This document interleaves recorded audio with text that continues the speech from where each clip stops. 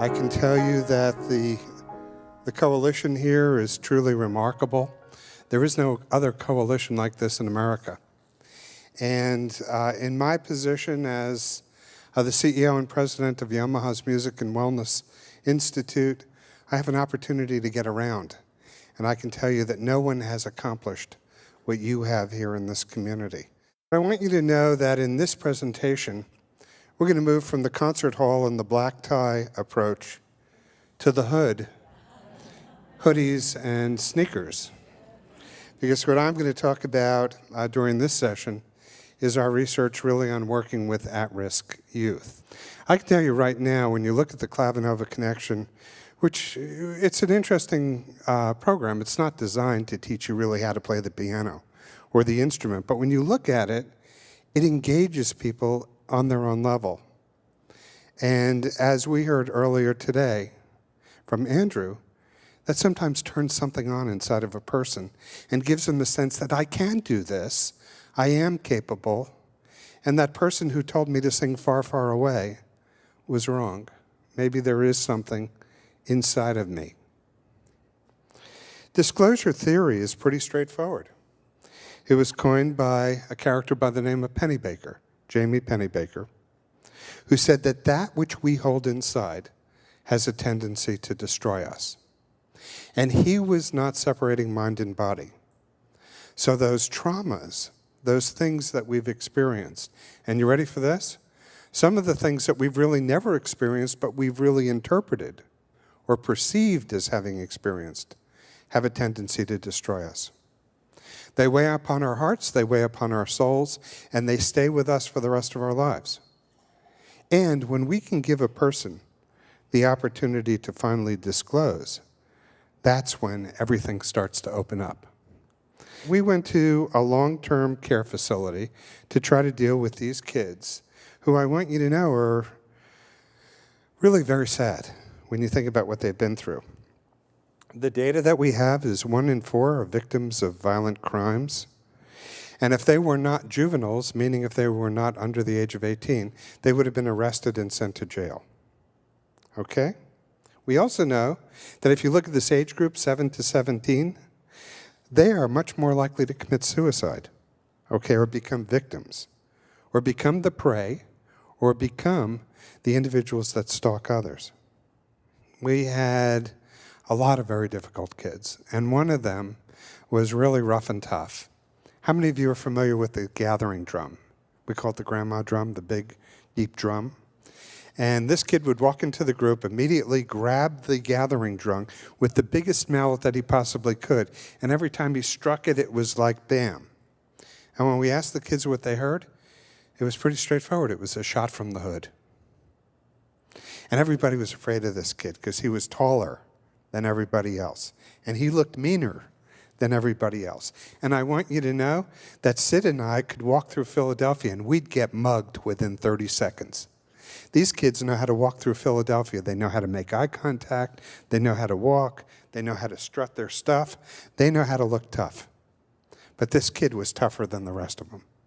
And every single session, every bit of disclosure ended with, bam, the shot from the hood. I'll tell you, it was really frustrating. The 5th session, this is a six-session program, the kid comes in, and instead of doing that, does one of these on the drum. He was asked what he was trying to express. He couldn't express himself.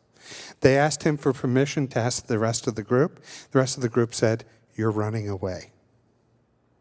That's all it took. You're running away. I'd like to tell you something magical happened that session. It didn't. But the next session he came in, and he actually drummed.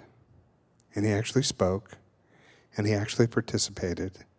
And he's actually on the basketball team for Penn State right now, maintaining a B+ average.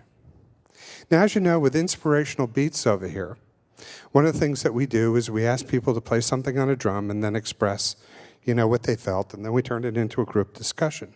The question is, a challenge I never expected helped me too. And remember, they're drumming at first. This is the answer: live.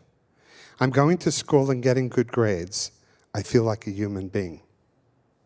appreciate the small things in life, to stay focused, and appreciate each day I'm here. An important goal I have developed is to control myself and not to internalize my anger and my sadness and say, self, I love you always, self. I want you to know that this is sort of our mantra. Children are likely to live up to what you believe in them. And that was Lady Bird Johnson. I also believe that this is probably the most profound statement about kids and music ever. The fact that children can make beautiful music is less significant than the fact that music can make beautiful children. Think about these hopeless kids in Cincinnati. Think about these families that we're trying to fix. Think about the fact that they're hungry, that they go home and they live in closets, that they are either the prey or they're the attackers. Think about that there's no one really to talk to them, and they keep them in school just until they can legally drop out. And think about a waste of what incredible capacity we have. Think about how many George Gershwins are out there. Let's sing our way out of this. Doesn't have to be pretty. Doesn't have to be operatic. It doesn't have to be perfect. But we got to give ourselves permission to sing or play or express. And it has to start at a young age. One of the cutest videos I've ever seen in my life comes from one of our facilitators who's a kindergarten teacher. And she has two kids, two little boys that are not getting along. They're really at each other. So what she does, and she films this is absolutely brilliant, she sits them down with a drum between them. So there's one kid over here sitting down here pouting at this kid, and there's another kid here pouting at the other one. And she says to one kid, show us how you feel. And the kid just smacks the drum. And then she says to the other kid, show him how you feel on the drum. And the kid just smacks it even more. And then she says to the two kids, these are like, seriously, 5 or 6 years old. Some of you have seen it, okay? She says to them, she says, I want you to start there and see if you can come together. And within 30 seconds, these kids are tapping out a rhythm together on the drum. She lets them go for a minute. She says, okay, time to stop. What do you think the two boys did? They shook hands and hugged each other. They didn't have to be told. So there's something innate about what we're doing. I think we should probably demand drumming at Congress right now.